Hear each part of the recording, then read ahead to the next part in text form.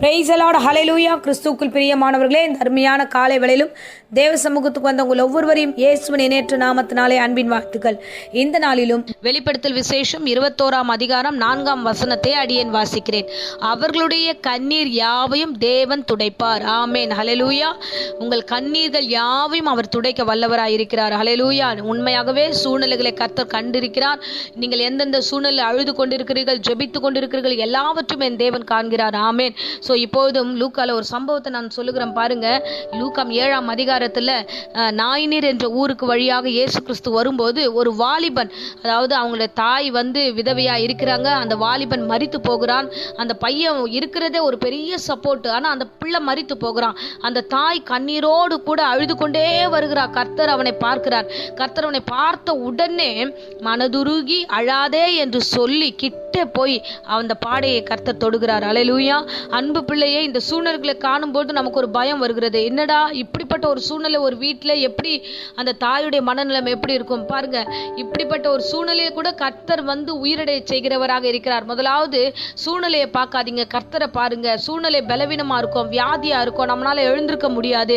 ஆனா தேவன் அவைகளை எல்லாவற்றையும் மாற்ற வல்லவராக இருக்கிறார். அங்கே பார்த்தோம் என்றால் அவர்கள் அழுகிறதை கண்டு அவர் மனதுருகுகிறார். கண்ணீர் வடிக்கிறதை கண்டு மனதுருகுகிறார். நீங்கள் இந்த வேளையில ஒருவேளை அழுது கொண்டிருந்தீங்கன்னா நிச்சயமா உங்கள் சூழ்நிலைகளை அவர் மாற்ற வல்லவராக இருக்கிறார். ஆமென், அல்லேலூயா. இதே போல யோபு ஒரு அருமையான வார்த்தை சொல்லுகிறார். யோபு 16ஆம் அதிகாரத்தில் 20வது வசனம், என் சிநேகிதர் என்னை பரியாசம் பண்ணுகிறார்கள், என் கண்கள் என் தேவனை நோக்கி கண்ணீர் சொரிகிறது. என் தேவனை நோக்கி நான் அழுது கொண்டிருக்கிறேன்.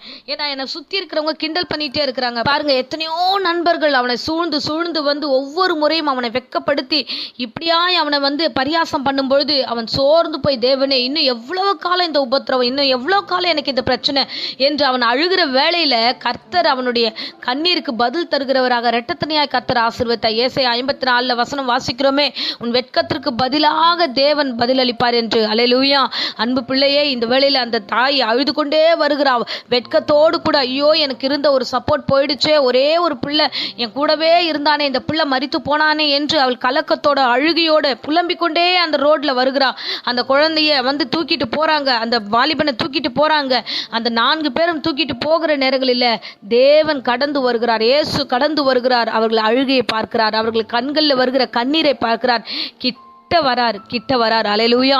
யோபு அழுது கொண்டிருந்த போது கிட்ட இரட்டத்தனையை ஆசீர்வதித்தது போல இந்த சூழ்நிலையில கூட உங்கள் கிட்ட ஆசீர்வதிக்கிறார். அதே போலதான் அந்த பாடை கிட்ட போகிறார். அந்த வாலிபன் மரித்த அந்த சடலத்து கிட்ட போய் தொட்டு பார்க்கிறார். அல்லேலூயா, அல்லேலூயா. அவனை தொட்டு அவனை எழுப்பி ஆண்டவர் அவனுக்கு சுகத்தை கொடுக்கிறார். அந்த வாலிபன் எழுந்திருந்து உட்கார்ந்தான் என்று வேதம் சொல்லுகிறது. மரித்தவன் எழுந்து உட்கார்றது எவ்வளவு பெரிய விஷயமோ, அதே போல எந்தெந்த காரியங்கள் எல்லாம் மரித்து போச்சோ, எந்தெந்த காரியங்கள்லாம் உயிரடையாது நீங்களே மைண்ட்ல நீங்க பிக்ஸ் பண்ணி இருந்தீங்களோ, அந்த காரியங்கள் எல்லாம் ஆண்டவர் உயிரடைய செய்வார். உங்கள் கண்ணீருக்கு பதில் தருவார். சோர்ந்து போகாதீங்க, பயந்து போகாதீங்க. தேவனுடைய வார்த்தையை பற்றி கொள்ளுங்க.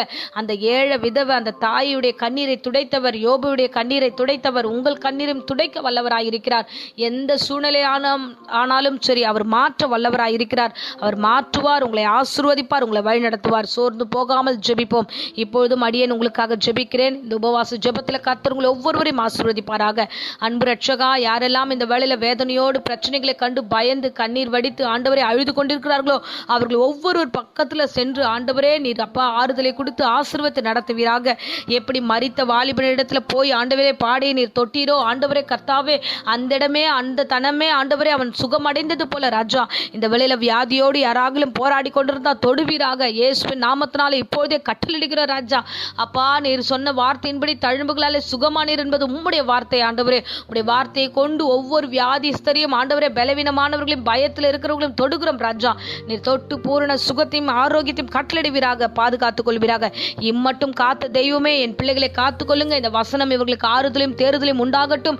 ஆண்டவரே இந்த உபவாச ஜெபத்தில் ஆண்டவரே பலன் உண்டாகட்டும். சபையில் நாங்கள் ஜெபிப்பது போல இந்த வேளையில் நான் அடியேன் ஜெபிக்கிற ராஜா, இவர்களை பாதுகாத்து நடத்தும், காத்துக்கொள்ளும். இயேசுவின் நாமத்தினாலே ஆசீர்வதிக்கிறேன். வீட்டில் இருக்கிற மற்ற ஒவ்வொருவரையும் கர்த்தர் நீர் பொறுப்பெடுத்துக் கொள்ளுங்க. தேவையில்லாத பலவீனங்கள் யோசனைகளை இயேசு நாமத்தில் எடுத்து போடுகிறோம். கடன் பிரச்சனை விடுதலையை கர்த்தர் கட்டளிடுவீராக. கர்த்தர் தாமே பொறுப்பெடுத்துக் கொள்ளும், ஆசீர்வதியும். இம்மட்டும் காத்த தெய்வம் இனியும் காத்துக்கொள்ளும், வழி நடத்தும். இவருடைய முகத்தில் இருக்கிற கண்ணீரை துடைத்து இவர்களை ஆசீர்வதித்து சாட்சியாய் இரட்டத்தனையாய் கொண்டு வந்து நிறுத்துவீராக. இயேசுவின் நாமத்தினாலே ஜெபித்து ஆசீர்வாதத்தை ஒப்புக் கொடுக்கிறேன் ஜீவனுள்ள நல்ல பிதாவே. ஆமேன், ஆமேன். Praise the lord. God bless you.